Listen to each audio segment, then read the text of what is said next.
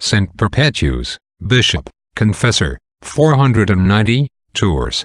Saint Perpetuus was the 8th bishop of Tours from Saint Gatian, and governed that see above 30 years, from 461 to 491, when he died on the 8th of April.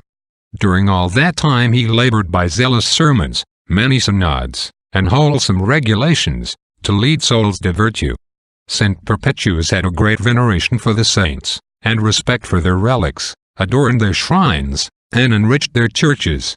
As there was a continual succession of miracles at the tomb of Saint Martin, Perpetuus, finding the church built by Saint Briceus too small for the concourse of people that resorted thither, directed its enlargement. When the building was finished, the good bishop solemnized the dedication of this new church, and performed the translation of the body of Saint Martin, on the 4th of July in 473. Our Saint Maiden signed his last will, which is still extant, on the 1st of March, 475, 15 years before his death. By it he remits all debts that were owing to him.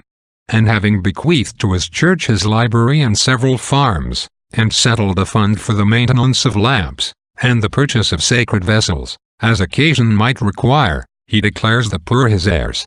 He adds most pathetic exhortations to concord and piety, and bequeaths to his sister, Fidia Julia Perpetua, a little gold cross, with relics. He leaves legacies to several other friends and priests, begging of each a remembrance of him in their prayers. His ancient epitaph equals him to the great Saint Martin. Reflection. The smart of poverty, says a spiritual writer, is allayed even more by one word of true sympathy than by the alms we give. Alms coldly and harshly given irritate rather than soothe.